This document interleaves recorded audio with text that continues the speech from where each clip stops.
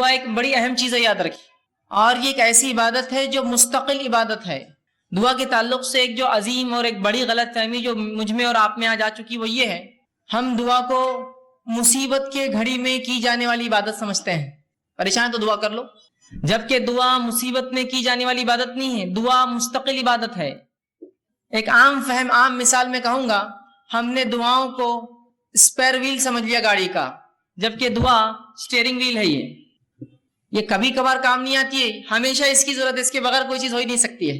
جیسے گاڑی کے اندر ایک اسپیئر ویل ہوتا ہے، خالی ٹائر ہوتا ہے، کبھی ضرورت پڑ گئی تو لگا لیا۔ تو آج امت مسلمہ دعا کو ایسے ہی سمجھتی ہے، مصیبت ہے تو پھر دعا ہے، ورنہ ضرورت نہیں ہے اس کی، جبکہ دعا تو اسٹیئرنگ ویل ہے، اس کے بغیر گاڑی چل ہی نہیں سکتی ہے۔ تمام مرحلوں میں زندگی کے صبح سے لے کر شام تک، داخل کہیں ہونے سے باہر نکلنے تک، ہر اس میں نبی اکرم صلی اللہ علیہ وسلم نے دعا دعا دعا دعا دعا اتنی دعائیں سکھائی کہ جس کی کوئی انتہا نہیں یاد رکھی۔ تو دعاؤں کے تعلق سے امت مسلمہ میں ایک بہت بڑی غلط فہمی ہے کہ اس کی اہمیت کو، اس کو ایک عبادت تسلیم ہی نہیں کیا ہم نے صرف اس کو ایک ایسا عمل تسلیم کیا کہ جب کبھی آپ مصیبت میں ہو تو دعا کر لو، یا میں مصیبت میں ہوں تو آپ دعا کر لیں میرے لیے۔ تو اس کو سمجھیے، دعا مستقل عبادت ہے۔ اور اللہ رب العزت نے آدم علیہ السلام کو جب تخلیق کیا، جب آپ کو بنایا، تو آدم علیہ السلام کو بنانے کے بعد جو سب سے پہلا کام آدم نے کیا، جو عبادت تھی ان کی، وہ دعا تھی۔ اللہ نے آدم کو بنایا، نبی اکرم صلی اللہ علیہ وسلم فرماتے ہیں آدم جب بننے لگے، روح پھونکی گئی تو سر سے بنتے گئے نیچے کی طرف، اور جب سر سے نیچے کی طرف بننے لگے اور اوپری حصہ بن گیا تو آدم علیہ السلام نے پہلا کام کیا، چھینکا۔ تو فرشتوں نے جو ہے، اللہ رب العزت نے آدم کو کلمہ سکھا اور کہا کہ جب تم چھینک لو تو الحمدللہ کہو، اور جب انہوں نے الحمدللہ کہا تو فرشتوں نے یرحمک اللہ جواب میں دیا، اور کہا اب تمہاری اولاد کا بھی یہی معاملہ ہوگا، جب بھی وہ چھینکیں گے الحمدللہ کہیں گی، اور جواب میں یہ کہا جائے گا۔ تو آدم علیہ السلام کو جو پہلی عبادت اللہ رب العزت نے کروائی وہ ایک دعا تھی۔ اسی طرح اللہ رب العزت نے آدم علیہ السلام کی جو توبہ قبول کی وہ بھی دعا کے ذریعے کی۔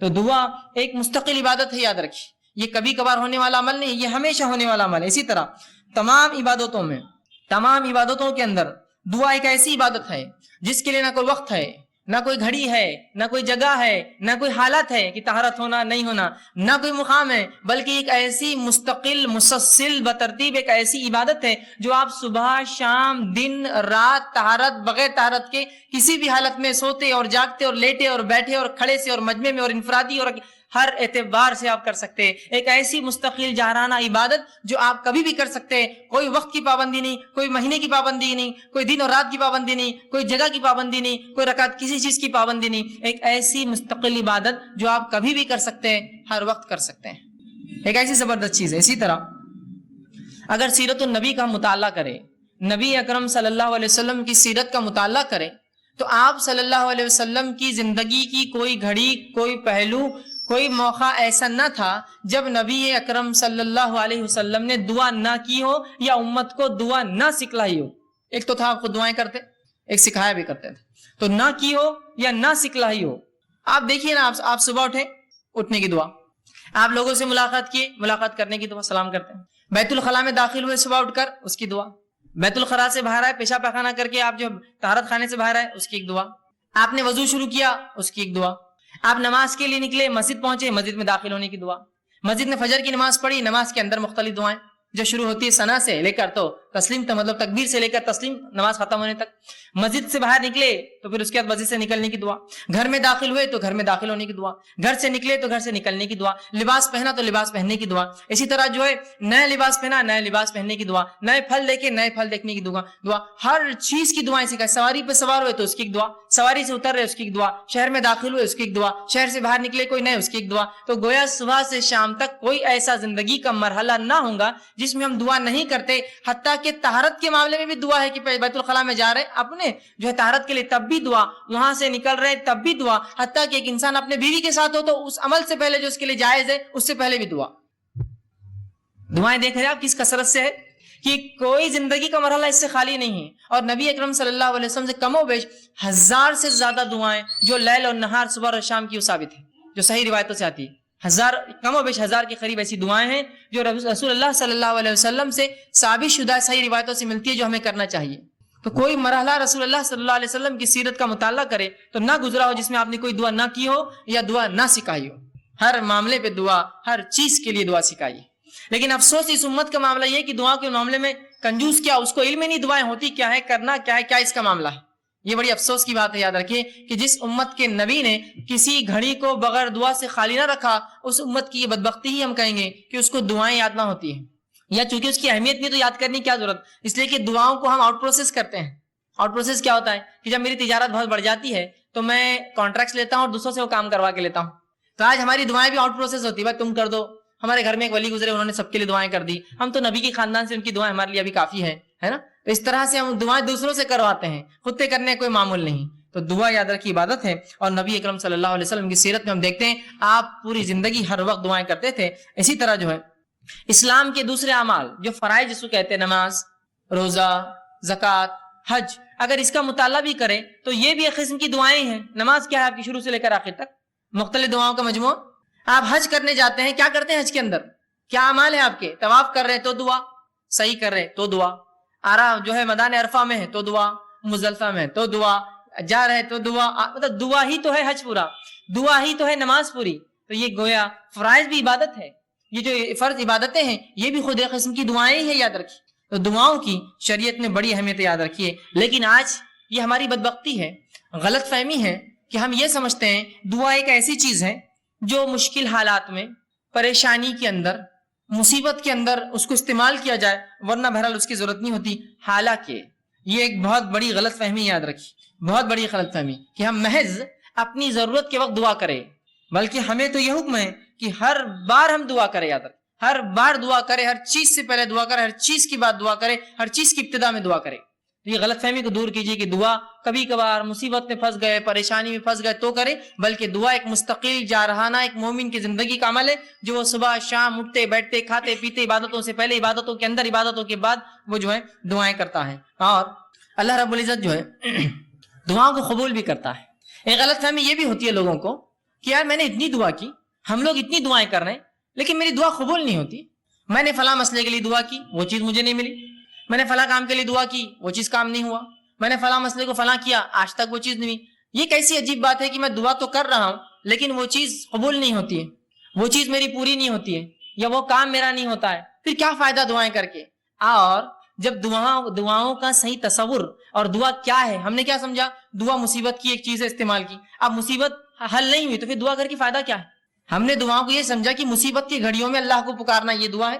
اب اگر مصیبت میں نے پکارا اور وہ دعا کا جواب نہ آیا، جو مجھے نہ سمجھا، تو پھر فائدہ کیا ہے دعا کر کے جس کا جواب نہیں آتا، جو قبول نہیں ہوتی؟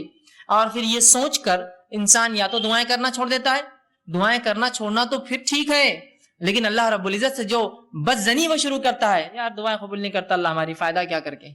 بدزنی مطلب اللہ سے بدزن ہو جاتا ہے اور یہ کہنا شروع کر دیتا ہے کہ دعائیں میری قبول نہیں ہوتی ہے یار، یا دعا کر کے فائدہ نہیں میری قبول نہیں ہوتی۔ یہ بہت خطرناک چیز ہے، یاد رکھیے۔ پہلے غلط فہمی کی دعا مصیبت کی ایک چیز ہے، اس کے بعد اگر مصیبت دعا نہیں دوسری چیز کی، پھر انسان یا تو دعائیں کم کر دیتا ہے یا تو دعا کرنا چھوڑ دیتا ہے۔ یہ کم اور چھوڑنا تو ٹھیک ہے، اللہ سے شکایتیں شروع کر دیتا ہے، کیسا اللہ میری دعا قبول نہیں کیا، کیا فائدہ یار دعا کر کے، اپنی قبول نہیں ہوتی تو کر کے کیا فائدہ؟ یہ سب سے خطرناک مرحلہ، یاد رکھیے۔ اس میں انسان پھر جو ہے اس دائرے سے نکل جاتا ہے، اور اکثر لوگ اس چکر میں جا کے شرک اور کفر تک پہنچ جاتے ہیں۔ کیسے؟ انشاءاللہ آگے میں رکھوں گا۔ جبکہ اللہ رب العزت نے اپنی کتاب میں اعلان کیا کہ تم دعا کرو، میں تمہاری دعاؤں کو قبول کروں گا۔ جس طرح میں نے ایک آیت آپ کے سامنے خطبے میں دو آیتیں تلاوت کی، ایک آیت سورہ غافر سورہ نمبر 40، اس کی آیت نمبر 60 میں نے تلاوت کی، اس میں اللہ فرماتا کہتا ہے وقال ربکم ادعونی استجب لکم، کہ تمہارا رب تم سے کہتا ہے، یا اللہ رب العزت کہتا ہے کہ تم اس سے دعا کرو، استجب لکم، میں تمہاری دعاؤں کو سنوں گا۔ کون کہہ رہا ہے یہ؟ اللہ کہہ رہا ہے تم دعائیں کرو اے مسلمانوں، میں تمہاری دعاؤں کو سنوں گا۔ استجب لکم ان الذین یستکبرون عن عبادتی، اور جو میری دعائیں نہیں کرتے، مجھ سے دعائیں نہیں مانگتے اور تکبر کی بنیاد پر نہیں مانگتے، جو اللہ فرماتا ہے یستکبرون عن عبادتی، جو دعاؤں کو نہیں کرتا تکبر کی بنیاد پہ، اور دعا عبادت ہے چونکہ یہاں لفظ ہے ان عبادتی، جو دعاؤں کی شکل میں میری عبادت نہیں کرتا تکبر کی بنیاد میں، سیدخلون جہنم داخرین، ایسے شخص کو میں جہنم کے اندر ڈال دوں گا اٹھا کر۔ سمجھ رہے بات کو؟ کہ جو دعا نہیں کریں گے، تکبر کریں گے، دعا ایک عبادت ہے، تو اللہ فرما رہا ہے ایسے لوگوں کو اٹھا کر میں کہاں ڈال دوں گا؟ سیدخلون جہنم داخرین، ایسے لوگوں کو میں جہنم میں ڈال دوں گا۔ تو وہ اللہ دعا سنتا ہے، نہ کرنے والوں کو جہنم میں ڈالیں گا، تو کرنے والوں کی پھر ضروری اس کے لیے لازم ہے کہ وہ جواب دے، پھر اس کے نفس پہ لازم ہے، جب وہ کہہ رہا ہے مجھ سے کرو، نہ کروں گے تو جہنم میں ڈالوں گا، تو گویا تم کرو میں قبول کروں گا، یہ اس کا معنی ہے۔ دوسری آیت جو میں نے تلاوت کی سورہ بقرہ سورہ نمبر 2 آیت میں 186 تھی، اس میں اللہ نے فرمایا وَإِذَا سَأَلَكَ عِبَادِي عَنِّي فَإِنِّي قَرِيبٌ، کہ میرے بندے اے نبی تم سے سوال کرتے ہیں صلی اللہ علیہ وسلم کہ میرے بندے سوال کرتے سَأَلَكَ عِبَادِي عَنِّي میرے بارے میں، فَإِنِّي قَرِيب۔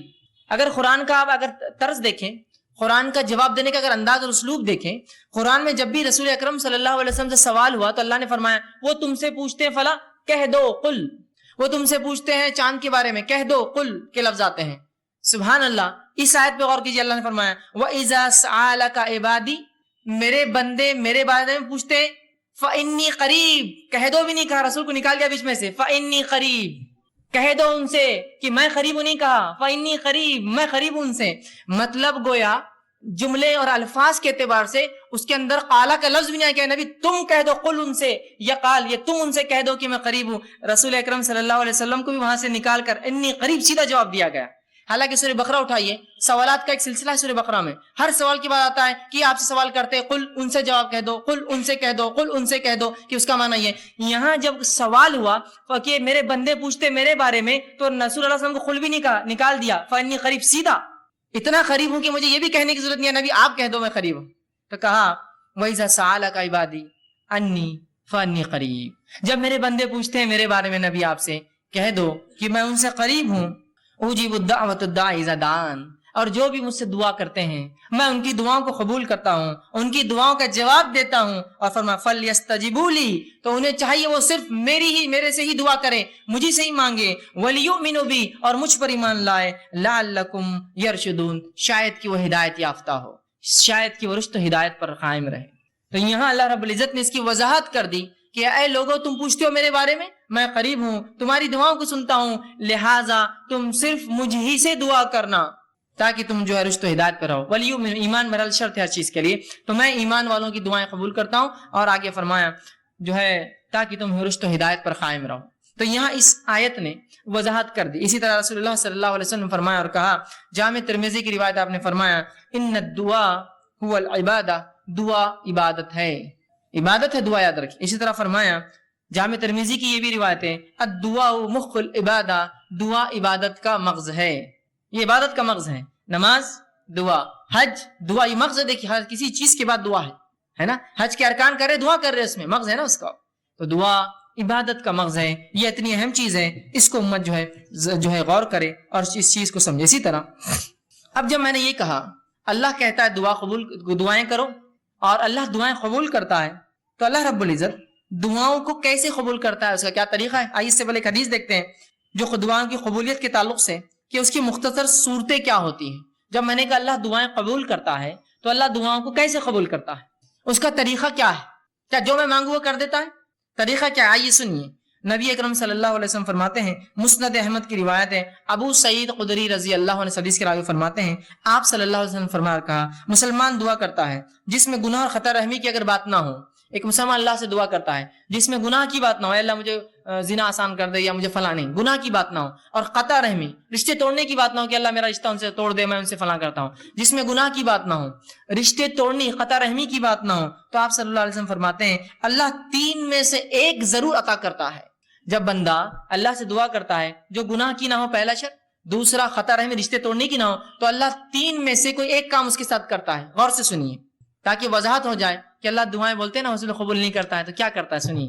3 میں سے کوئی ایک کام، پہلا دعا کے مطابق خواہش پوری کر دیتا ہے، اے اللہ مجھے فلاں گاڑی چاہیے، گاڑی مل گئی، دعا کے مطابق خواہش پوری کر دی۔ اے اللہ مجھے فلاں گھر چاہیے، گھر مل گیا، دعا کے مطابق خواہش پوری کر دی۔ اے اللہ مجھے فلاں جو خاتون سے نکاح کرنا ہے، دعا کے مطابق آپ کو کر دیا، وہ چیز آپ کو عطا کر دی۔ اے اللہ میرے والدین کو صحت عطا فرما، دعا کے مطابق صحت عطا ہو گئی۔ تو جو مانگتا ہے مل جاتا ہے، پہلی شکل۔ دوسری صورت دعا قبول ہونے کی، سنیے آپ فرماتے ہیں دعا کو آخرت کے لیے اٹھا کے ذخیرہ بنا دیتا ہے، دعا کو اللہ لے لیتا ہے اور اٹھا کر آخرت میں ذخیرہ بنا دیتا ہے، اینڈ ٹائمز کا سٹاک، مرنے کے بعد کی زندگی کے لیے ایک سٹاک بنا کے رکھ دیتا ہے، آخرت کا ذخیرہ بنا دیتا ہے۔ اور تیسرا فرماتے ہیں دعا کے برابر مصیبت کو ٹال دیتا ہے۔ دعا کے برابر آپ نے دعا مانگی اللہ مجھے گاڑی دے، اب بولیں گاڑی نہیں ملی مجھے، دعا کے برابر مصیبت ٹال دی، ہو سکتا ہے گاڑی لیتے آپ ایکسیڈنٹ ہو کے مر جائے، دعا کے برابر مصیبت ٹال دی، گاڑی نہیں دلائی، آپ دعا کے برابر مصیبت ٹال دی، تو آپ کی دعائیں اللہ نہیں قبول کر کے در حقیقت قبول کر رہا ہے، وہ اس کا بدلہ دے رہا ہے آپ کو۔ مطلب مجھے لگ رہا ہے کہ یہ چیز میرے لیے اچھی ہے، پتہ چلا اس میں تو میرے لیے شر تھا، اللہ نے بچا لیا, بعد میں الحمدللہ میں بچ گیا, ورنہ وہ چیز لے کے پھنس جاتا میں. سمجھے آپ؟ تو نہیں قبول کر کے قبول کرتا ہے آپ کی دعا. وہ 3 شکلیں, پہلی ہو بہو جو مانگا عطا ہوا, دوسری شکل آخرت کے لیے توشہ ذخیرہ بنا کے اعمال میں رکھ دیا, تیسری شخص دعا کے برابر مصیبت ٹال دی جاتی ہے. صحابہ نے کہا اللہ کے رسول تب تو ہم کثرت سے دعائیں کریں گے, مطلب دعا میں نقصان کچھ ہے نہیں, صرف فائدہ ہے, تب تو ہم کثرت سے دعائیں کریں گے. تو آپ صلی اللہ علیہ وسلم فرمایا اللہ کے پاس بہت خیر ہے, تم جتنی چاہو کرو, اس کے خزانے بہت زیادہ ہے, کم نہیں ہونے والے, کرتے رہ جاؤ. اور ایک دوسری روایت میں آپ نے فرمایا ایک بندہ اللہ کے پاس جائیں گا, اس کا حساب کتاب ہوگا, وہ کہیں گے اللہ میں نے یہ اور یہ عمل تو کبھی زندگی میں نہیں کیے تھے, مطلب کچھ ایسے عمل اس کے نام عمل میں ہوں گے جو اس نے کیے نہ ہوں گے. وہ کہیں گے اللہ یہ کیا ہے؟ تو اللہ کہیں گا یہ وہ تیری دعائیں تھی جو میں نے قبول نہیں کی تھی جب تو نے مانگی تھی دنیا میں. تو وہ بندہ کہیں گا کاش کہ میری اللہ کوئی دعا قبول نہ کرتا, اس لیے کہ اتنا اجر ملے گا نہیں قبول ہونے والی دعاؤں کا جسی کو انتہا نہیں. تو وہ کہیں گا کاش ہے اللہ تو میری ایک بھی دعا قبول نہ کرتا دنیا میں, آج اس کا اجر ملتا. تو کیا ہوتا اس سے؟ اجر بڑھنے سے, نام اعمال نے وزن نیکیوں کا بڑھنے سے اس کے مقامات بلند ہوتے تھے جنت. تو کہیں کاش ایک بھی دعا اللہ دنیا میں قبول نہ کیا ہوتا تو نے میری. تو 3 میں سے ایک ملتا ہے, یاد رکھیے. اب کوئی دعائیں نہ چھوڑے, اللہ سے ناراض نہ ہو, اللہ سے رسوائی کا اظہار نہ کرے اللہ میری نہیں سنتا ہے, وہ سن رہا ہے آپ کی, آپ کو 3 میں سے ایک دے رہا ہے. دعا کے بدلے دعا جو مانگا وہ دے رہا ہے, یا اس کے بدلے آخرت کے لیے اٹھا کے رکھ رہا ہے, یا اس کے بدلے آپ کو اور مجھے اس کے برابر مصیبت کو ٹال دے رہا ہے, مصیبت کو ٹال دے رہا ہے. اور کیوں نہ ہو, ہم لوگوں کے لیے کچھ چیزیں ایسی ہوتی ہیں ہم ظاہر کو دیکھتے ہیں نا, اللہ جو ہے باطن کا جاننے والا ہے, وہ زیادہ بہتر جانتا کیا اچھا اور کیا نہیں. میں دعائیں مانگ رہا ہوں, اور اللہ نے قرآن میں فرمایا سورہ بقرہ میں انسان کبھی کبھار اپنے لیے دعاؤں کی شکل میں بد دعائیں مانگتا ہے, دعائیں نہیں ہوتی بد دعائیں مانگتا ہے. وہ قسم سے اللہ اس کو نہ قبول کر کے رحم کرتا ہے ہم پر. مجھے علم نہیں کسی چیز کا, میں دعا کر رہا ہوں اللہ یہ چیز ہی مجھے چاہیے, دعا یوں کرنا چاہیے اللہ اس میں خیر ہو تو مجھے دے, نہیں یہ چیز ہی مجھے چاہیے. اللہ نے کہا ٹھیک ہے لے لے. آپ نے وہ چیز لی, اس کے بعد اس کا بھاؤ ختم ہو گیا, وہ چیز بیکار ہو گئی, وہ تو ناقص تھی, اس سے فلاں مسائل تھے, آپ کہیں گے میں نے کیا کر دیا, خیر کی نہیں کیا آپ نے, بس اپیل تھی کہ وہی چاہیے, دے دیا اللہ, خیر کی نہیں مانگی آپ نے. سمجھ رہے؟ تو کبھی کبھار دعاؤں کی شکل میں بد دعائیں مانگتے اللہ سے, سمجھے؟ تو اللہ سے دعا کرنے کا حکم ہے, اس چیز کو سمجھے دعا کیا ہے, یہ بڑی اہم چیز ہے. اور 3 میں سے کوئی ایک شکل میں انشاءاللہ العزیز ہماری دعائیں قبول ہوتی ہے, اور آخرت میں اگر اس کا بدلہ ملے تو انسان کہیں گا دنیا میں کاش قبول نہ ہوتی تو بڑا اچھا ہو جاتا, اس لیے آخرت میں بہت کثیر اس کا بدلہ ملے گا. ٹھیک ہے, اسی طرح اب جو میں نے کہا دعائیں قبول ہونے کی 3 صورتیں ہیں, 3 صورتیں ہیں, اس میں سے جو 3 صورتیں ہیں اس میں سے جو ایک صورت اللہ ہو دعا کو قبول کرتا ہے, اس جو سٹیپ جو پہلا قبول جو اللہ ہو کرتا ہے, اس کے پھر 2 طریقے اللہ کے قبول کرنے کے. اللہ ہر دعا قبول کرتا ہے, دعائیں 3 شکل میں قبول ہوتی ہیں, ہو آخرت میں بدلا, اس کے برابر مصیبت ٹالتا ہے. تو جو پہلی شکل اللہ قبول کرتا ہے, اس قبول کرنے کی پھر 2 شکلیں ہیں, اس قبول کرنے کی 2 شکلیں, وہ کیا ہے؟ پہلی شکل یہ ہے دعا مانگی تبھی قبول ہو گئی, آج میں نے دعا کی کل نتیجہ آ گیا, آج میں نے دعا کی پرسوں نتیجہ آ گیا, آج میں نے دعا کی 1 مہینہ بعد رزلٹ تھا میرا اور وہی آیا جو میں چاہتا تھا. تو یہ ہوا فوراً حال میں, مطلب بالکل آپ دیکھ سکتے ہیں اس کی دعا فوراً قبول ہو گئی آپ کی. اور کبھی اس دعا کو اللہ بعد میں قبول کرتا ہے, بہت لمبے عرصے کے بعد, کتنا عرصہ ہم نہیں جانتے, بہت دن بعد بھی کرتا ہے لیکن. تو جو پہلی شکل ہے پھر اس کے 2 ٹائپس ہوتے ہیں, پہلا فوراً, دوسرا تھوڑا وقت کے بعد. آئیے اس کی مثالیں ہم دیکھتے ہیں, جس میں دعا جو فوری قبول ہو جاتی ہے اس کی ایک مثال ہے, صحیح بخاری کی روایت ہے. آپ صلی اللہ علیہ وسلم فرماتے ہیں 3 لوگ تھے بنی اسرائیل سے, اور وہ جنگل میں تھے, زوردار بارش ہونے لگی, تینوں نے گفا میں پناہ لے لی. اچانک اوپر سے ایک پتھر گرا اور گفا کی منہ پہ آ کے لگ گیا, گفا بند ہو گئی. تینوں نے کہا اپنے اپنے نیکی کا وسیلہ تلاش کرو اور اللہ کے سامنے ایسی نیکی بیان کرو جو نیکی خالص اللہ کے لیے کی ہوں گی تاکہ یہ مصیبت ٹل جائے. پہلے نے کہا اللہ میں نے اپنے والدین کے لیے جو ہے بکریاں چرا کر آیا تھا, والدین سو گئے, میں روز پہلے ان کو دودھ پلاتا, اس دن میرے والدین سو گئے تھے, بچے حالانکہ میرے بھوک سے تڑپ رہے تھے, میں نے پھر بھی بچوں کو جو ہے دودھ نہیں دیا, پہلے والدین کے اٹھنے کا انتظار کیا, انہوں نے پیا, پھر میں نے بچوں کو دیا, یہ میں نے تیرے لیے کیا تھا, اگر تجھے یہ چیز پسند ہے تو جو ہے اس کو جو ہے تو تھوڑا اس مصیبت کو ہٹا دے. پتھر تھوڑا کھسک گیا, روشنی اندر آنے لگی, فوراً اثر ہوا دعا کا, فوراً انسٹنٹ دعا ہوئی, اثر ہوا, پتھر تھوڑا کھسک گیا.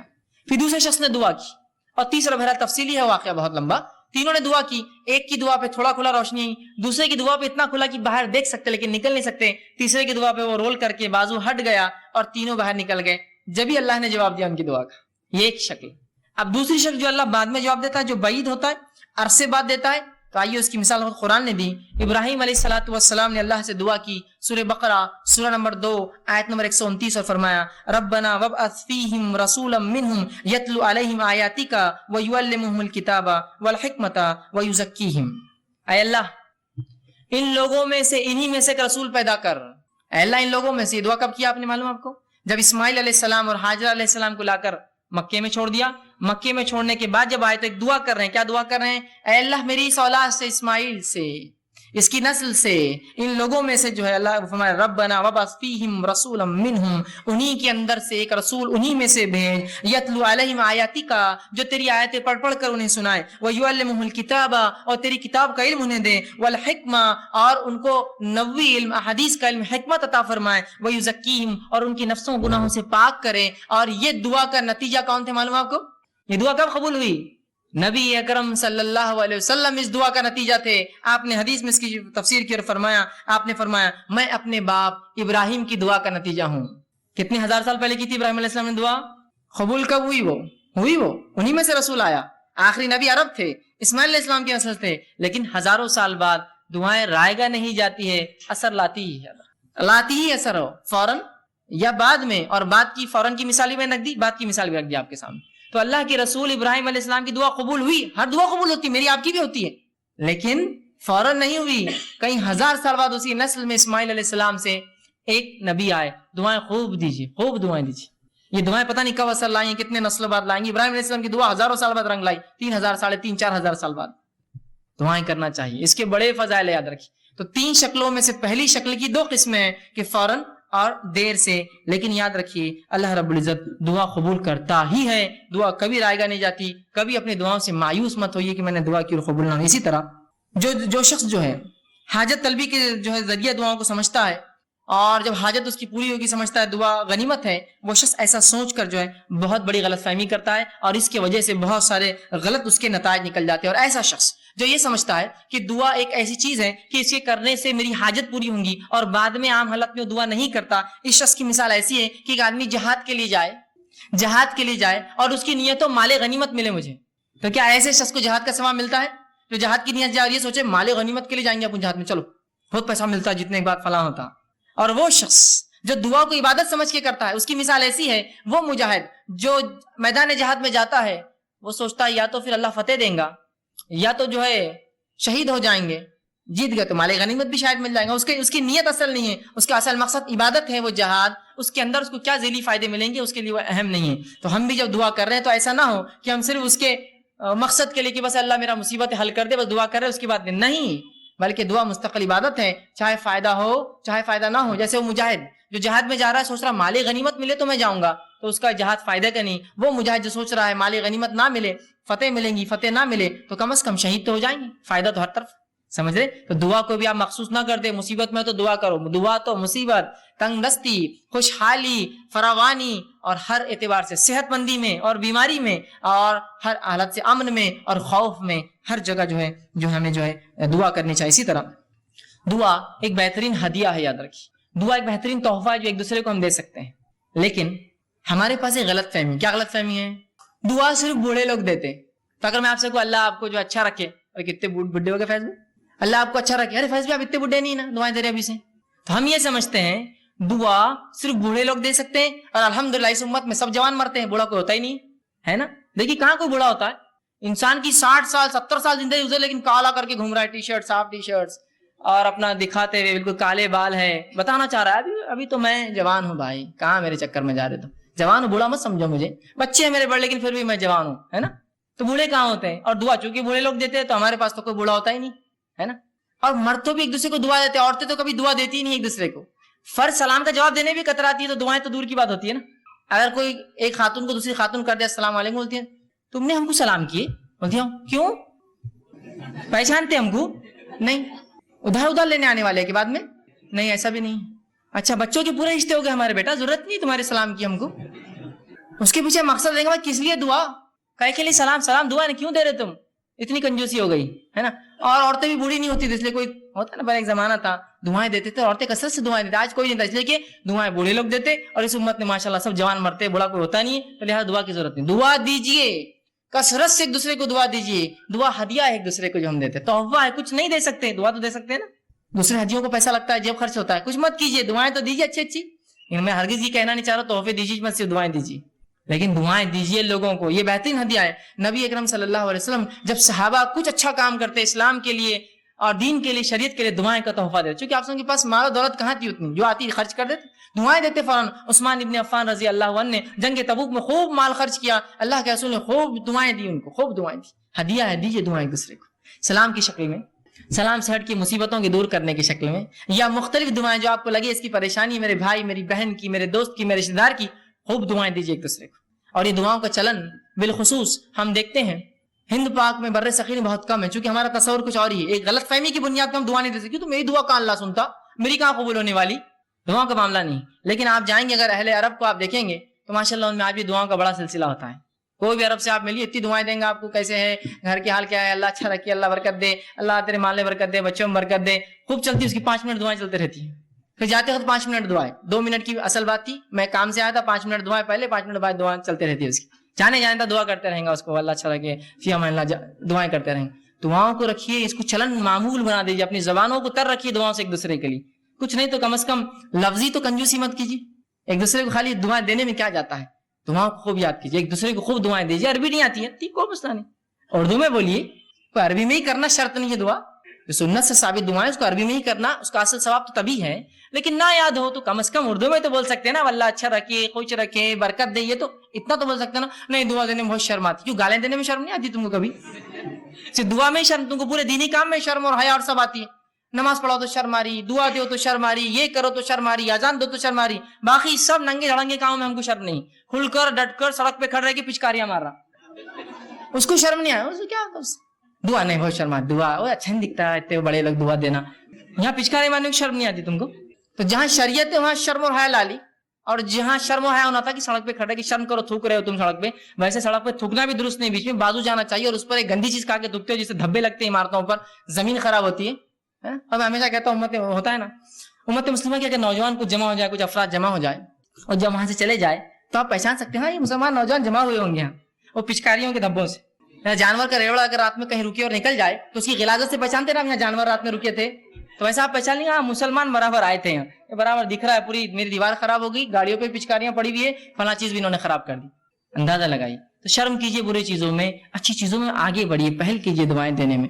تو دعائیں کوئی بوڑھے اور جوان کا مسئلہ نہیں ہے, مرد اور عورت کا مسئلہ نہیں ہے, دن اور رات کا مسئلہ نہیں ہے, عرب اور عجم کا مسئلہ نہیں ہے, عربی اور غیر عربی کا مسئلہ نہیں ہے. خوب دعائیں دیجیے ایک دوسرے کو, دعائیں تحفہ ہے, ہدیہ ہے ایک دوسرے کو. ٹھیک اسی طرح دعا مومن کا زبردست ہتھیار ہے, جو آج کا میرا عنوان تھا, دعا مومن کا ہتھیار.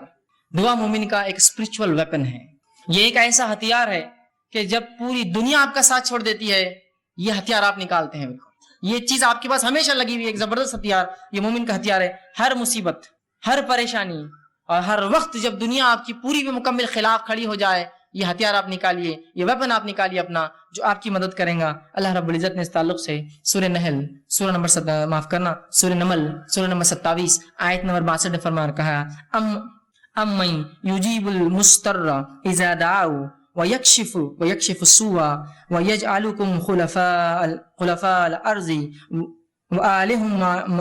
پھر آگے اللہ فرماتا ہے خلفاء الارض, اور فرمایا بھلا کون ہے جو بے قرار کی دعا قبول کرتا ہے جب وہ اسے پکارتا ہے.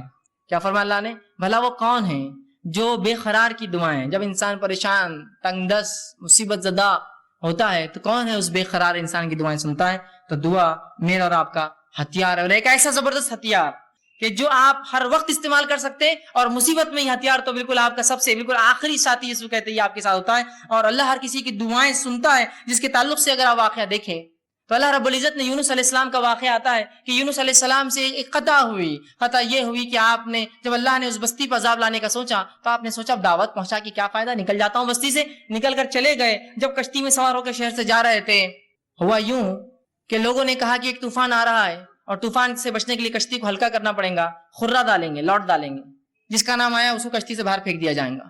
خرہ ڈالا گیا, یونس علیہ السلام کا نام نکلا. یونس علیہ السلام کا نام نکلا, لوگوں نے اٹھا کر کشتی سے پھینک دیا. جو ہی آپ کشتی سے گرے, ایک بڑی مچھلی نکل کر آئی اور یونس علیہ السلام کو نگل لیا. نگل کے سمندر کے اندھیروں میں چلے گئی, وہ لے کر گہرائیوں میں چلے گئی یونس علیہ السلام کو لے کر.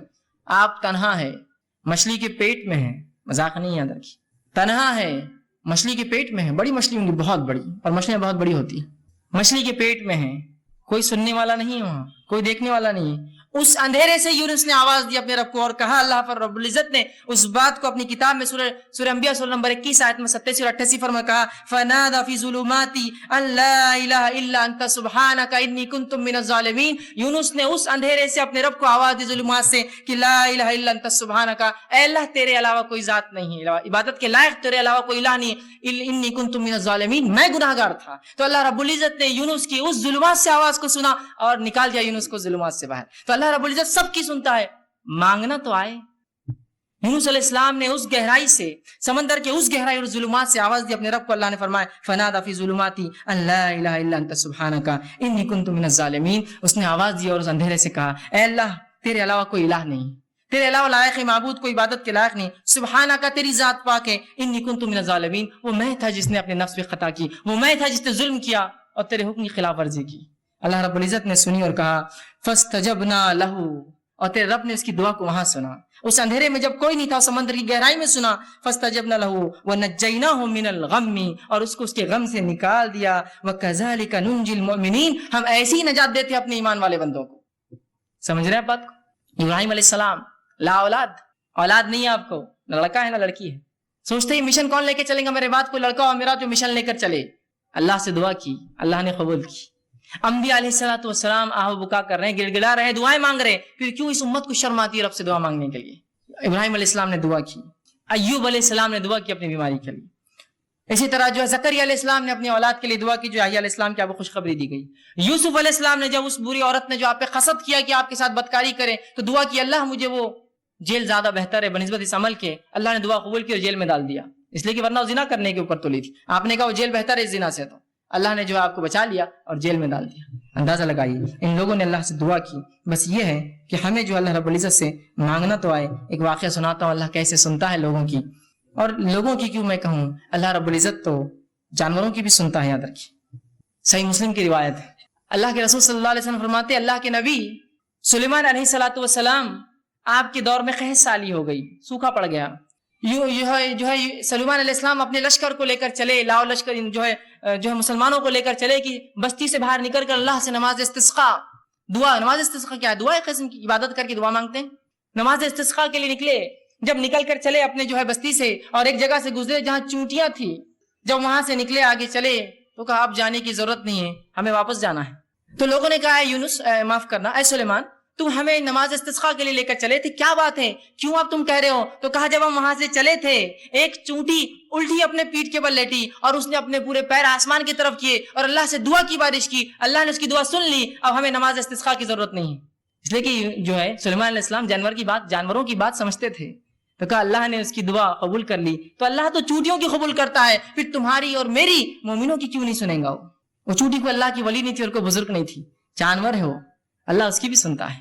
بس مانگنا تو ہے اپنے رب سے، رب سننے کے لیے ہی تو بیٹھا ہے اوپر، ورنہ اللہ نہ سنیں گا تو کس سے مانگیں گے بندے؟ بتاؤ مجھے. اگر وہ ذاتی سننا بند کر دے جو سننے والی اور سمیع ہے تو میں کس سے پھر دعائیں مانگوں؟ اور جب لوگوں نے یہ سوچا کہ وہ ذات سنتی نہیں ہے تو پھر لگے انسانوں کے در پہ مانگنے کے لیے. آج جو سب سے افضل دعا، افضل عبادت دعائیں ہیں، کہاں مسلمان مانگتے ہیں، کن کن دروں پر مانگ رہے اللہ کو چھوڑ کر؟ ذرا غور کیجیے. یہ غلط فہمی ہے، اس کی بنیاد ہے کہ اللہ سنتا نہیں، ہماری سنتا نہیں، گنہگاروں کی سنتا نہیں، وہ تو صرف بزرگوں کی ولیوں کی سنتا ہے. اور ایسے فالتو قسم کے عقیدے، اور ان عقیدے کو میں فالتو لفظ کہنا بھی بہت فالتو سمجھتا ہوں. فالتو بولنا چاہیے ایسے عقیدوں کو، جن عقیدوں کا نہ سر ہے نہ کوئی ٹانگ ہے شریعت کے اندر. جس شریعت نے آپ کو سب کو اختیار دیا دعائیں کرنے کا، پتہ نہیں کس نے شریعت سے اس کے دعاؤں کا اختیار چھین کے کہا یہ تو ریزرویشن ہے ہمارے لیے، ہم کر سکتے ہیں دعا تمہارے لیے، ہم سے مانگو تو ہم پھر تم کو دیتے ہیں. ابھی اللہ تک کہاں جاتے ہو؟ ہم تک تو آ جاؤ، پھر اللہ تک جانا دعائیں مانگنے. اس قسم کی باتیں کہہ کر مجھے اور آپ کو ایک افضل عبادت سے آج کاٹ کر رکھ دیا. اسی طرح جو ہے دعا کے بارے میں جو غلط فہمی ایک بہت بڑی وہ یہ ہے، لوگوں میں جو پائی جاتی ہے وہ یہ ہے اللہ صرف نیکوکاروں کی سنتا ہے، گناہ گاروں کی نہیں سنتا ہے. اللہ صرف نیک لوگوں کی، بزرگوں کی، پیروں کی، فقیروں کی سنتا ہے، اور وہ جو ہے سب کی نہیں سنتا، گناہ گاروں کی نہیں سنتا. اور ہم تو گناہ گار ہیں، آپ تو گناہ گار ہیں، ہم تھوڑی دعا کر سکتے ہیں اللہ سے. یہ یاد رکھیے، ایک بدترین عقیدہ ہے شریعت میں. اس عقیدے کا کوئی جو اصول اور کوئی وزن نہیں ہے، یاد رکھیے. اور جب انسان یہ سوچ لیتا میری دعائیں تو میں نیک نہیں ہوں، اور ہر انسان گناہ گار ہے، میں نیک نہیں ہوں تو اللہ میری دعا نہیں سنیں گا، لہٰذا آپ کسی پیر، فقیر، بزرگ، ولی، اچھی شخصیت، نبی کسی کو پکڑنا ہوگا اور ان کے ذریعے جانا ہوگا اس دعاؤں کے لیے. جب یہ عقیدہ لے لیتا ہے اور شریعت کا عقیدہ چھوڑ دیتا ہے تو وہ 3 کام کرنا شروع کر دیتا ہے. پہلا کام کیا کرتا ہے؟ بندہ اللہ سے اپنا تعلق ختم کر لیتا ہے اور پیروں اور فقیروں کا محتاج بن جاتا ہے. اللہ سے تعلق کٹ، اب یہی ذریعہ ہے ہماری دعاؤں کی قبولیت کے. دوسرا کام یہ کرتا ہے بزرگوں کو خوش کرنے کے لیے، ان کو عاجز کرنے کے لیے، ان کو اپنی طرف متوجہ کرنے کے لیے نظریں اور نیاز اور کھانا اور پلانا، اور مرنے کے بعد جو ہے ان کے آستانوں کے اوپر چڑھاوے چڑھاتا ہے کہ وہ خوش ہو جائے، خوش ہو جائے. زندگی اگر زندہ ہے تو خوب کھلاتے اور پلاتے ہیں. بزرگ کے ہاتھ بھی دھو کے پی رہے ہیں، افسوس اس امت کو عقل تو ہو پیر دھو کر بھی پی رہے ہیں. سبحان اللہ. بزرگ ہے نا. اللہ تو اب سننے والا نہیں، پہلے عقیدہ بنا لیا ایک فالتو، میری زبان میں فالتو والا، اور اس کے بعد اب لگے ان کو خوش کرنے. اللہ سے تعلق ختم، ان کو خوش کر رہے، نظریں اور نیاز، زندہ ہے تو اور مردہ ہے تو. اور اس کے بعد تیسرا کام کرتے ہیں، جب یہ سوچ لیتے ہیں کہ اللہ نہیں سنتا ہماری، ہم گناہ گار ہیں، تیسرا کام کرتے ہیں دعا قبول ہونے کے لیے بزرگوں کو وہ مقام دے دیتے ہیں جو اللہ کا مقام ہے.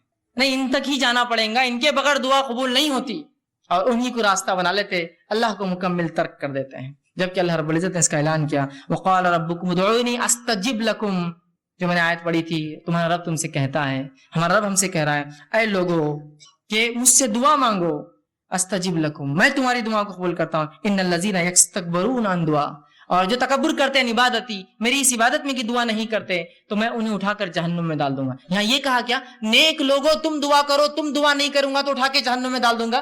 کیا کہا سب کے لیے وقال ربکم ادعونی استجب لکم، تم سب سے رب نے ہم سب سے کہا اے لوگو تم اپنے رب سے دعا کرو، وہ تمہاری دعاؤں کو قبول کرتا ہے، اور جو تکبر کی بنیاد پہ دعا چھوڑ دیں گا جہنم میں ڈال دیں گا. تو یہاں کہا اے پیرو، اے فقیرو، اے نیک لوگو تم دعا کرو، اے بد لوگو تم دعا مت کرو، تمہارے لیے نہیں ہے دعا. سب کے لیے آیت ہے، یہ قوم نے بالکل ظاہر آیت ہے، بالکل واضح. اور ترمذی کی ایک روایت ہے، آپ صلی اللہ علیہ وسلم فرمایا جو شخص اللہ سے دعا نہیں کرتا اللہ اس سے ناراض ہو جاتا ہے. یہاں کہا یہ کہا کہ تم تو گناہ گار ہو تم مت کرو، جو نیک لوگ دعا نہیں کرتے اللہ ان سے ناراض ہو جاتا ہے.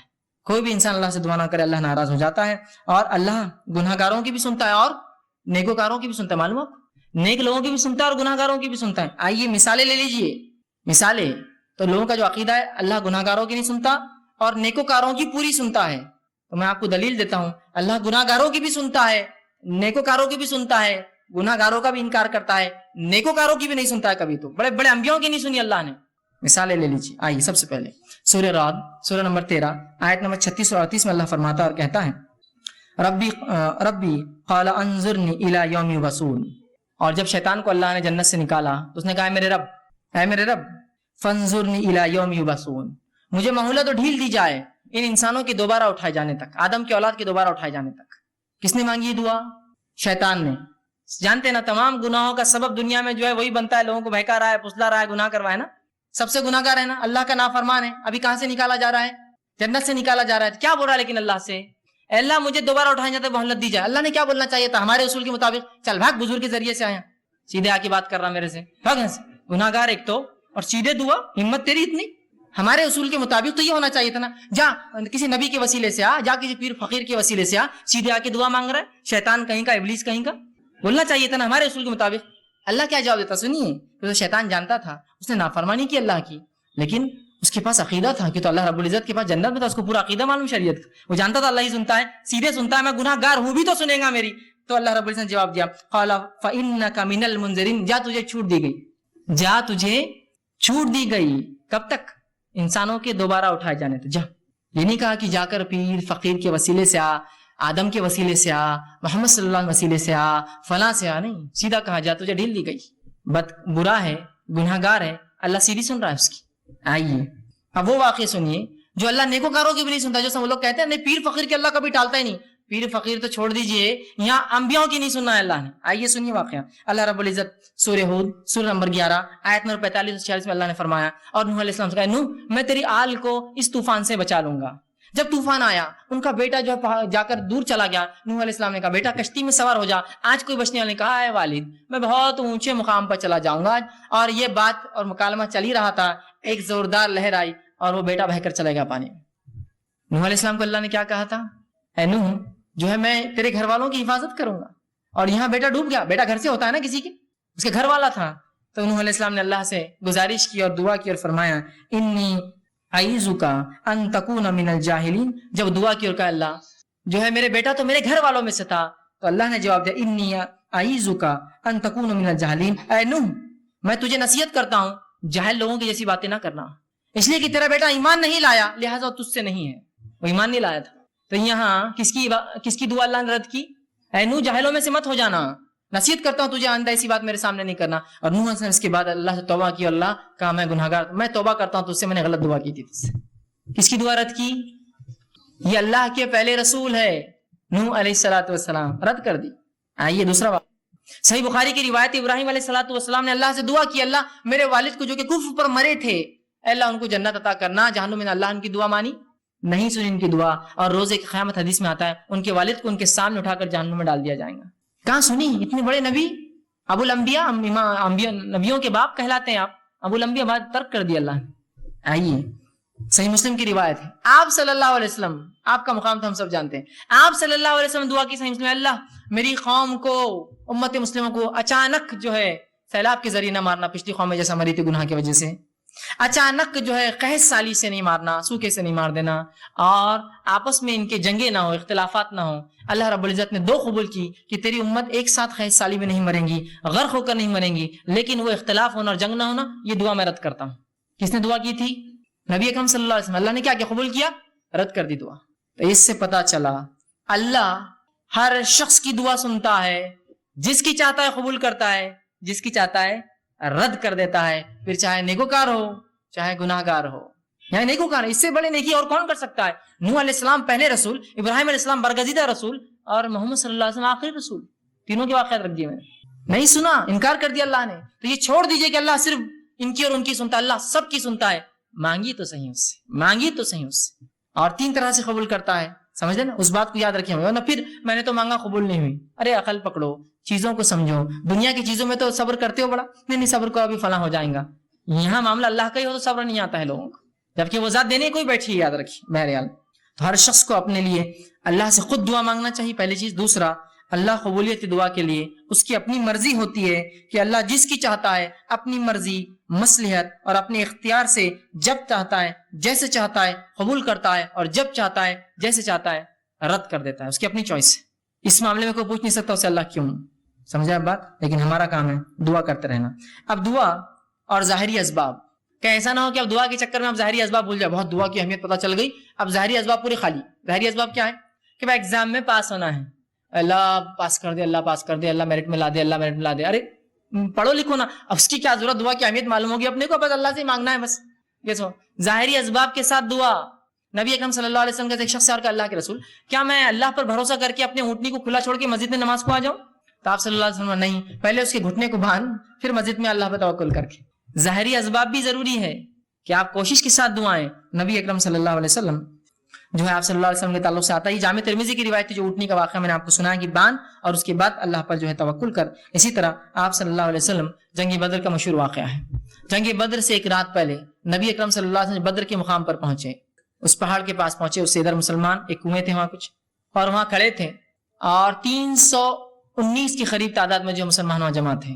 اب یہ الگ بات ہے کہ مسلمان 313 مشہور ہے, 319 تھے صحابہ جو جمع ہوئے. 319 صحابہ وہاں جمع تھے, اور جب وہاں جمع تھے اس مقام پر ابوبکر صدیق رضی اللہ عنہ موجود تھے.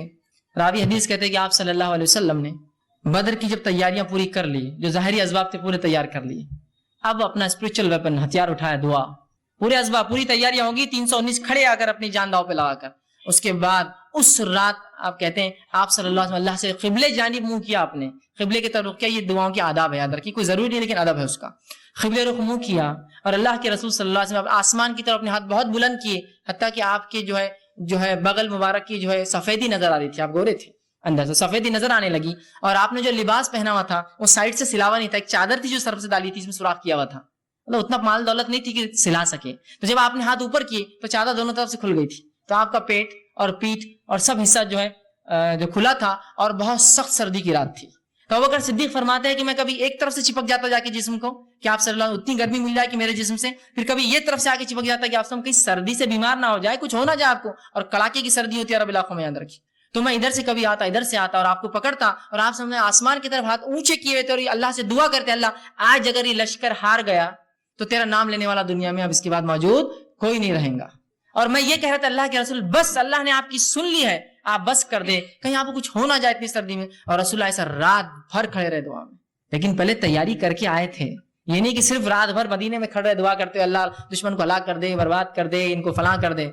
نکل کر آئے ہیں 319 اپنی جان لگا کر, اب دعا والا ہتھیار اٹھایا, اپنی کوشش ہے، امتحان ہے، پوری کوشش کر جائیے، پھر دعا اپنی پوری کوششوں کے ساتھ اللہ سے دعائیں مانگے. یہ نہیں کہ صرف دعا کے پیچھے لگ گئے اور اسباب پورے ظاہری آپ چھوڑ دیے. دونوں کو ملا کر اور اس کے بعد جو اللہ چاہیں گا، وہ جو پسند کریں گا، اپنی مرضی مشیت اور حکمت کے اعتبار سے قبول کریں، چاہے رد کر دے، اس کی اپنی چوائس ہے، وہ مالک ہے، اختیار ہے مالک کو. اپنی مخلوق کو چاہے تو دے، چاہے تو نہ دے. مخلوق کو اختیار نہیں کہ اپنی ناراضگی کا اظہار کرے رب کے سامنے. خاموشی سے اس کے فیصلوں کو سمجھ لے، اس کی حکمتوں کو سمجھ لے. آج ایک چیز کو اپنے لیے بہت اچھا سمجھتے ہیں. میری ایک ٹرین ہے، سمجھ لیجیے میں اورنگ آباد سے بمبئی جا رہا ہوں، ایک بڑی جاب لگنے والی ہے، کروڑوں روپیہ میری سیلری سال کی. او ہو، اور میری اگر وہ ٹرین چھوٹ گئی انٹرویو کے لیے جا رہی ہے تو میرے لیے کیا افسوس ہوگا. میں سب سے غمزدہ انسان بن جاؤں گا دنیا کا کہ میری اپارچونیٹی چلے گئی، جاب مل گئی تھی، ٹرین نہیں ملی. اور اگر مجھے تھوڑی دیر خبر ملی ٹرین کا ایکسیڈنٹ ہو گیا تو دنیا کا سب سے خوش قسمت آدمی میں ہوں، اس لیے کہ میں بچ گیا اس ایکسیڈنٹ سے. سمجھ رہے ہیں آپ؟ ایک پل پہلے تو سب سے ناراض آدمی تھا اور میں سب سے ناراض آدمی تھا، دوسرے پل سب سے خوش نصیب سمجھ رہا ہوں. کیوں سمجھ رہے ہیں آپ؟ اللہ کی حکمت، اس کے پیچھے مصلحت نہ قبول کرنا آپ کے خیر کے لیے، وہ بھی اس کا بدلہ ضرور قیامت کے دن ملے گا. بہرحال ٹھیک ہے، تو دعاؤں کے ظاہری اسباب بھی وہ کریں. اسی طرح خالی دعائیں نہیں چلیں گی ظاہری اسباب کے ساتھ. اب جب دعاؤں کی بات آ رہی تو دعا صرف ان صحیح احادیث سے آپ کریں گے، وہ دعائیں کریں گے جو ثابت شدہ ہو. عام دعائیں تو اپنی زبان میں، اردو میں، مراٹھی میں، تیلگو میں، ملیالم میں، جو زبان آتی کر سکتے ہیں. لیکن جب آپ کو خاص دعائیں کرنا ہے نا، کچھ جو سنت سے ثابت ہوتی ہے، تو وہی دعائیں کریں گے جو صحیح حدیث ثابت ہے. ورنہ آج دعاؤں کے نام پر مسلمانوں کو کیا کچھ نہیں پڑھایا جا رہا ہے، آپ کو میں بتا بھی نہیں سکتا کیا کچھ نہیں. دعاؤں کے نام پر درود کیا ہے؟ دعا ہے نا. رسول اکرم صلی اللہ علیہ وسلم درود دعا ہے. ایسے ایسی دعائیں ایجاد کر دی جو آپ نے کبھی زندگی میں بھی نہیں بتائے. جو آپ صلی اللہ علیہ وسلم دعائیں جو درود بتائے ہیں، کم و بیش 10-15 درود ہیں مختلف، الگ الگ، چھوٹے چھوٹے. اور سب سے بڑا کون سا ہے معلوم آپ کو؟ جو نماز میں ہم پڑھتے ہیں اللہم صلی علی محمد، وہ سب سے بڑا ہے. اتنے درود بتائے آپ نے بس. لیکن ان کے بعد غیر ثابت شدہ درودوں کی اگر فہرست دیکھے، جو دعائیں ہیں جو نبی پر دعا بھیج رہے ہیں، ایسی لمبی لمبی دعائیں اور ایسے شرکیہ کلمات کہ کلمے سنے تو تعجب ہوتا ہے، آنکھ پہ رونگٹے کھڑے ہو جاتے ہیں. مسلمان پڑھ رہے ہیں، ہر جمعہ پڑھ رہے ہیں فلاں درود، اور لکھا ہوا یا دافع البلائی، اے نبی جو بلاؤں کو تم دفع کرتے ہو. نبی اگر دعا ہی یہ درود ہے ان پر. ایسے درود نکالے، ثابت شدہ ہونا ضروری ہے. ورنہ آج کل مختلف کتابیں مختلف ناموں سے ثابت شدہ ہو، یہ اس کی تحقیق ضرور کر لیں اس سے پہلے کہ آپ جب دعائیں کریں. اب آئیے دعاؤں کے تعلق سے کچھ فضیلتیں، کچھ کلیریفیکیشنز، کچھ آداب اس کے سکھا دیتا ہوں، کیسی دعائیں کریں اور کون سے اوقات میں دعائیں جلدی قبول ہوتی ہے. اور خاص بات، دعائیں کس کی قبول نہیں ہوتی. پہلے اس عنوان کا نام یہی ہم نے رکھا تھا، دعائیں کیوں قبول نہیں ہوتی. پھر پہلے میں نے کہا بہت چھوٹا عنوان ہو جائے گا، ذرا وسعت لاتے ہیں، دعا مومن کا ہتھیار. انشاءاللہ یہ عنوان آئے گا. بہت سے لوگ دعا قبول نہیں ہو رہی، کہاں سے ہوں گی؟ دعائیں کی شرائط میں تو اترو، پہلے کنڈیشن تو لاگو کرو. ٹھیک ہے، تو آئیے دعا کی فضیلت کیا ہے. میں نے کچھ تو باتیں رکھی اور رکھ دیتا ہوں. دعا آپ صلی اللہ علیہ وسلم عبادت ہے، جامع ترمذی کی روایت. اسی طرح اللہ سے دعا مانگنے والا جو ہے بڑی عظمت والا عمل ہے. اللہ سے دعا مانگنا عظمت والا عمل ہے. ترمذی کی روایت ہے، آپ صلی اللہ علیہ وسلم فرمایا کہ دعا سے زیادہ عظمت والا کوئی عمل اللہ کے نزدیک نہیں. دعا کرنا بہت عظمت والا عمل ہے اور اس سے زیادہ عظمت والا اللہ کے نزدیک کوئی عمل نہیں. اسی طرح دعا تقدیر بدل سکتی ہے. آپ صلی اللہ علیہ وسلم نے فرمایا، یہ بھی جامع ترمذی کی روایت، آپ نے فرمایا اگر کوئی چیز تقدیر کو بدل سکتی ہے تو وہ دعا ہے. کتنی افضل چیز ہے نا دعا. سب کر سکتے ہیں ہم اور سب کی قبول بھی ہوتی ہے، تو دعا ہے. اسی طرح دعا نازل شدہ اور غیر نازل شدہ تمام آفت اور بلاؤں کا حل ہے. آپ صلی اللہ علیہ وسلم فرماتے ہیں، یہ جامع ترمذی کی روایت، آپ نے فرمایا اور کہا جو ہے دعا نازل شدہ آفات اور جو ابھی نازل نہیں ہوئی سب کے لیے نفع بخش ہے. لہٰذا اے اللہ کے بندو دعا ضرور کرو. مطلب جو بلائیں تم پر نہیں آئی اور جو بلائیں آئی ہوئی ہیں، دونوں کو ٹالنے کا حل راستہ کیا ہے؟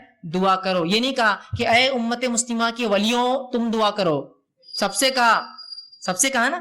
اگر خاص ہوتی دعا کہ اللہ گناہ گار کی نہیں سنتا تو کہتے نا کہ اے امت مسلمہ کے نیک لوگوں تم دعا کرو، اس لیے کہ جو بلا اتری ہے اور جو اترنے والی ہے وہ اسے ٹل جاتی ہے. نہیں کہا نا، تم سب دعا کرو. ٹھیک ہے، ہم سب سے کہا. اسی طرح دعا کرنے والے کو اللہ کبھی محروم نہیں رکھتے. دعا کے لیے ہاتھ اٹھانا یہ مسنون ہے، سنت طریقہ یاد رکھیے. آپ ہاتھ اٹھانا چاہیے دعا کے لیے، لیکن ہاتھ بہت لمبے لمبے نہیں پھیلانا، سوائے اس کے کہ آپ صلی اللہ علیہ وسلم جب ہاتھ اٹھاتے تو ہاتھ نزدیک ہوتے، ملے ہوئے ہوتے. حدیث میں آتا ہے ہاتھ ملے ہوئے ہوتے. ٹھیک ہے، اور جب آپ اشد بہت شدت ہوتی تو ہاتھ کو دور نہیں کرتے. وہاں پر شدت کی دعا تو ہاتھ کھولتے جاتا ہو نہیں. جب آپ شدت سے دعا کرتے تو ہاتھ اوپر کی طرف جاتے.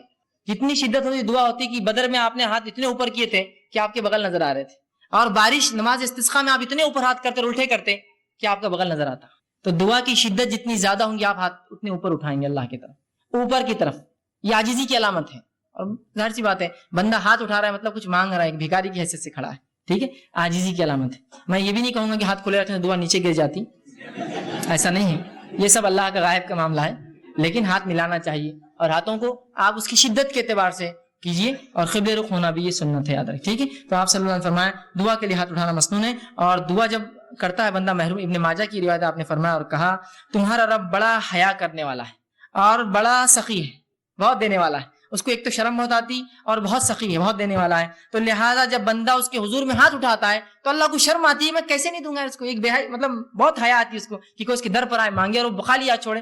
تو اللہ کے رسول نے جب بندہ ہاتھ اٹھاتا ہے تو اللہ بڑا حیا دار ہے، بڑا سخی دینے والا ہے، تو اس کو شرم آتی ہے، حیا آتی ہے کہ اس بندے نے جس نے ہاتھ اٹھایا اس کو خالی کیسے جانے دے. تو کچھ نہ کچھ ضرور ڈالتا ہے آپ کی جھولی میں، یاد رکھیے. یا تو چیز کے بدلے چیز، دعا کے بدلے، اس کے بدلے آخرت میں ثواب، یا اس کے بدلے ایک مصیبت ڈالتا ہے، اس لیے کہ اس کو حیا آتی ہے آپ کو لوٹانے کے اندر. ٹھیک ہے، تو ہاتھ اٹھانا بڑا سنت ہے اور اللہ دعا. اسی طرح جو ہے دعا کے تعلق سے جو بات آتی ہے اس کے کچھ آداب ہیں، ان آداب کا بھی لحاظ رکھیں. ان آداب کا ہم لحاظ نہیں رکھیں گے تو ہو سکتا ہے دعا جو آپ کہتے ہیں قبول نہیں ہو رہی ہے، ہم کو لگ رہا ہے اس کا ہو سکتا ہے. آئیے سنیے دعا مانگنے کے لیے جو ادب رکھنا ہے. جامع ترمذی کی روایت ہے، ایک شخص آیا، 2 رکعت نماز پڑھی، نماز کے بعد اس نے دعا کی اے اللہ میری مغفرت کر، مجھ پر رحم کر، اور اس کے بعد چلا گیا. آپ نے کہا اس کی قبول نہیں ہوئی. صحابہ نے کہا اس کی قبول نہیں کیوں؟ تو آپ نے فرمایا جب دعا کرو تو سب سے پہلے اللہ کی حمد و ثنا کرو، تعریف بڑائی بیان کیجیے اللہ کی، سورہ فاتحہ ہے، سورہ اخلاص ہے، اللہ کی حمد و ثنا. اس کے بعد مجھ پر درود بھیجو اور اس کے بعد اپنی حاجت رکھو. تو دوسرے صحابی نے سن لیا، فوراً گئے، نماز پڑھی، اس کے بعد الحمد ثنا کی اور رسول اللہ صلی اللہ علیہ وسلم پہ درود بھیجا، اور اس کے بعد جو ہے اپنی دعا کہ اللہ کے رسول نے فرمایا اس کی قبول ہوئی. یہ ادب ہے دعا کا، یاد رکھیے. نہیں کوئی ضروری نہیں کہ آپ جلدی میں ہو، مصیبت میں تو آپ سیدھے پکارے اللہ کو، لیکن جب آپ اطمینان سے دعا کر رہے ہیں تو ضرور اس ادب کا لحاظ رکھیے کہ پہلے اللہ کی حمد و ثنا، نبی اکرم صلی اللہ علیہ وسلم پر درود، اپنی حاجت اس کے بعد رکھیے، اور اس کے اندر بالخصوص اپنی مغفرت کے ساتھ شروع کیجیے، اللہ میری مغفرت، اس کے بعد میرے فلاں عمل اور فلاں عمل اور فلاں عمل. ٹھیک. اسی طرح دعا جامع ہو، کم الفاظ والی ہو، اور 2 ٹوک ہو، ڈائریکٹ ٹو پوائنٹ ہو. جامع سمجھتے آپ؟ کم الفاظ والی. آپ صلی اللہ علیہ وسلم لمبے لمبے الفاظ پسند نہیں کی دعا میں، خوب لمبے لمبے اشعار پڑھ رہے، یہ پڑھنے. جامع ہو، جیسا کہ ایک شخص جو ہے وہ دعا کر رہے تھے اور کہتے اللہ مجھے جنت دے، جنت کے سیدھے ہاتھ پہ اتنے درخت دے، جنت کے الٹے ہاتھ پہ اتنے درخت دے، جنت کی. تو ان کے والد نے کہا آپ صلی اللہ علیہ وسلم نے ہمیں منع کیا تھا ایسی دعاؤں کے تعلق سے، ایسی تفصیلی. جامع دعا کرو جنت دے. اب جنت میں سب کچھ مل جائے گا نا، یہ خواہ کیوں کرے تم اتنے جھاڑ ادھر اتنے جھاڑ ادھر، یہ اللہ خود دے دیں گے سب. اور جہنم سے پناہ مانگنا ہے تو صرف یہ دعا کرو اللہ جہنم سے پناہ دے. اتنی تفصیلات کیوں کی جہنم کی، یہ پناہ دے اور وہاں سے پناہ دے، صرف آپ کر لیجیے خالی. سمجھ رہے ہیں بات کو؟ تو جامع ہو، لمبے لمبے الفاظ، تفصیلی نہ ہو. جامع ہو، اے اللہ جنت دے، جنت کی نعمتیں خود مل جائیں گی نا ساتھ میں. اس کو کیا آپ کو ضرورت بولنے کی اتنے جھاڑ، اتنے حوریں، اتنے فلاں، اتنے گھر، اتنے پیسے، ضرورت ہی نہیں ہے نا. جنت مل گئی، سب کچھ آ گیا، جہنم سے بچ گئے، سب کچھ ہو گیا. اتنا کیوں کہ اللہ جہنم کے وہ حصے سے نجات دے اور وہ حصے سے نجات دے اور وہ حصے سے، خالی آپ بول دیجیے بس. بات سمجھ رہے آپ؟ ٹھیک ہے. جامع ہو اور 2 ٹوک، 2 ٹوک. یہ دعا کوئی نہ کرے اللہ تو بہتر سمجھے تو دے، یہ دعا درست نہیں. کیوں؟ اللہ پہ کوئی اتھارٹی ہے کہ جو بہتر سمجھے گا اور نہیں سمجھے گا؟ اس کے پاس تو پوری ملکیت ہے، وہ تو دے ہی سکتا ہے. آپ مانگیے کیا مانگنا ہے آپ کو، بولیے اپنے ڈور اللہ یہ چیز مجھے خیر ہے تو دے دے، ختم. تو چاہے تو خیر دے دے، یہ کوئی آپشن نہیں. اللہ کے اوپر کیا کوئی باس ہے اس کا جو اس کو وہ کرے گا کہ تو چاہے تو مطلب وہ کسی سے پوچھے؟ ڈائریکٹ اپنے 2 ٹوک الفاظ میں کیجیے اللہ یہ چیز خیر ہو تو دے دے، بس ختم. 2 ٹوک ہو، مضبوط الفاظ ہو، جامع الفاظ ہو، کم الفاظ ہو، اور اپ ٹو دا پوائنٹ ہو دعا اپنی.